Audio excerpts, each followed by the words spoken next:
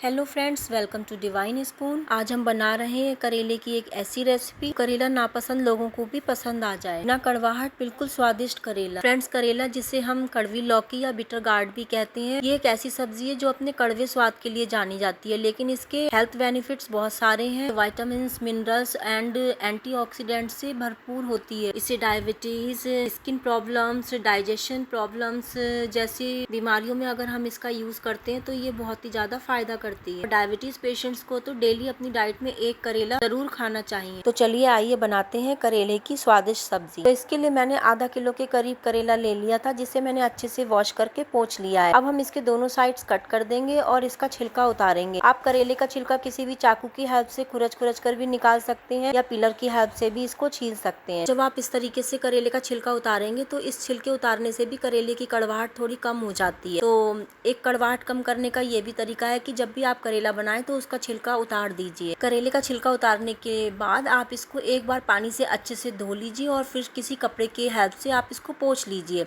और उसके बाद आप इसे स्लाइसेस में कट कीजिए। तो ये देखिए, मैंने सारे करेलों के छिलके उतार दिए हैं और मैंने इन्हें पानी से धोकर कपड़े से पोंछ लिया है। अब हम इन्हें स्लाइसेस में कट करेंगे। अच्छा, जब आप करेला का स्लाइसेस में कट करिए तो आप स्लाइसेस ना ही बहुत मोटी रखिएगा ना ही बहुत पतली रखिएगा, क्योंकि इस करेले को हम बिना बॉईल करे कच्चा ही बनाएंगे। तो ये देखिए, हमने सारे करेलों को स्लाइसेस में कट कर लिया है। आप चाहे तो किसी भी शेप में इसको कट कर सकते हैं, लेकिन हम इसे कच्चा बना रहे हैं तो हम इसे पतली पतली स्लाइसेस में कट करेंगे। और स्लाइसेस में कट करने के बाद अब हम इसे एक प्लेट में ट्रांसफर कर देंगे और ट्रांसफर करने के बाद हम इसमें 1 चम्मच नमक डालकर 15 मिनट के लिए मिक्स करके छोड़ देंगे। जब आप करेलों में नमक मिक्स करते हैं तो करेले क्या होता है, पानी छोड़ देते हैं, और पानी छोड़ने से क्या होता है, जो पानी निकलता है करेलों में से, तो उससे करेले की कड़वाहट भी कम हो जाती है। तो ये हमारा दूसरा स्टेप है करेले की कड़वाहट को कम करने के लिए। फर्स्ट स्टेप में हमने करेले का छिलका उतारा था और सेकंड स्टेप में हम कटे हुए करेलों की स्लाइसेस के ऊपर नमक डालकर 15 मिनट के लिए मिक्स करके छोड़ देंगे।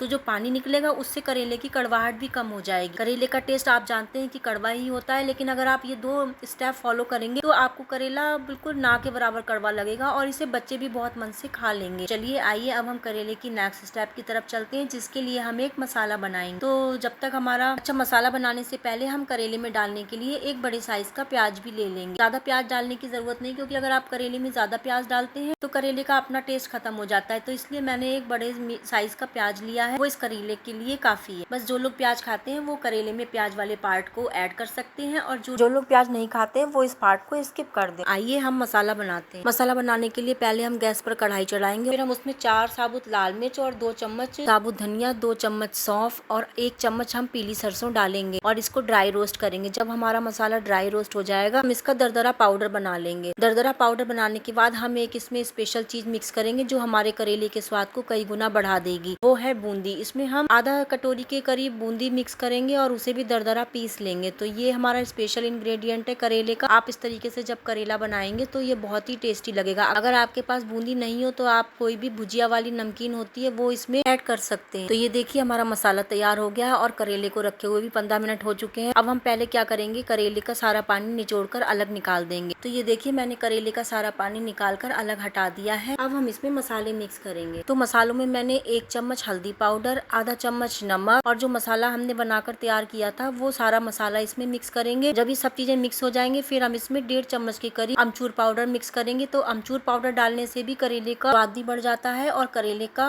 कड़वापन भी थोड़ा कम हो जाता है। ये देखिए, मैंने इन सब चीजों को अच्छे से मिक्स कर लिया है। आइए अब हम अपने करेले को फ्राई करते हैं और लगभग इसमें 80% करेला बनकर हमारा तैयार ऑलरेडी हो चुका है। बस इसको हम फ्राई करते हैं। तो फ्राई करने के लिए मैंने गैस पर कढ़ाई चढ़ा दी है और उसमें मैंने सरसों का तेल डाल दिया। जैसे ही हमारा तेल गर्म होगा फिर हम इसमें आधी चम्मच के करीब कलौंजी डालेंगे और कलौंजी के चटकने के बाद हम इसमें प्याज डाल देंगे। प्याज को हम थोड़ा सा ब्राउन होने देंगे। जैसे ही हमारा प्याज ब्राउन होगा फिर हम इसमें करेले को ट्रांसफर कर देंगे। फिर इन सभी चीजों को हम अच्छे से भूनेंगे। भूनने के बाद हम इसे ढककर 2 मिनट पकाएंगे। आप याद रखिएगा, करेले आप बिना पानी के बना रही हैं, इसलिए आप हर 2 मिनट में उसको चलाकर खोलकर ढककर पकाइए। तो इस तरीके से आपके करेले बिना पानी के ही बहुत अच्छे से गल जाएंगे और जलेंगे भी नहीं। अगर नीड हो तो आप 1 या 2 बड़े चम्मच पानी इसमें डाल सकते हैं और फिर उसको चलाकर करेले को ढक दीजिए। तो इस तरीके से आपके करेले बहुत अच्छे बनेंगे और बहुत ही ज्यादा स्वादिष्ट बनेंगे और अच्छे से गल भी जाएंगे। इस सब में आपको मुश्किल से 15 मिनट का समय लगेगा और आपके करेले बिना उबाले, बिना धूप दिखाए बनकर तैयार हो जाएंगे।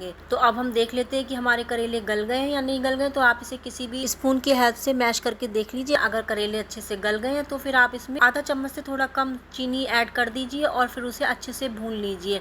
तो इससे करेले हमारे मीठे नहीं होंगे लेकिन उसका कड़वापन कम हो जाएगा। आप चाहें तो चीनी को स्किप भी कर सकते हैं, लेकिन अगर आप आधे चम्मच से कम चीनी आधा किलो करेले में ऐड करेंगे तो उससे मिठास नहीं आएगी और ना ही पता चलेगा कि आपने सब्जी में चीनी को ऐड किया है। ये इसके सभी मसालों को, खटाई को और नमक को बैलेंस करेगी और स्वाद को इनहेंस कर देगी। तो इस तरीके से आप थोड़ी सी चीनी लगाइए करेले मेरे कहे अनुसार और करेला बना के देखिए, तो आप यकीन करिए ये करेले बहुत ही स्वादिष्ट बनेंगे और आपके घर में बच्चे भी इसे बहुत मन से खा लेंगे। तो ये रही मेरी आज की करेले की रेसिपी। अगर आपको मेरी ये रेसिपी पसंद आई हो तो प्लीज़ मेरे चैनल को लाइक करें, सब्सक्राइब करें और आप बताएं कि ये रेसिपी आप कहाँ से देख रहे हैं और आप इस रेसिपी को कैसे बनाते हैं। अपने भी सुझाव मुझे दीजिए। मिलते हैं नेक्स्ट फूड ब्लॉग के साथ, तब तक के लिए बाय बाय।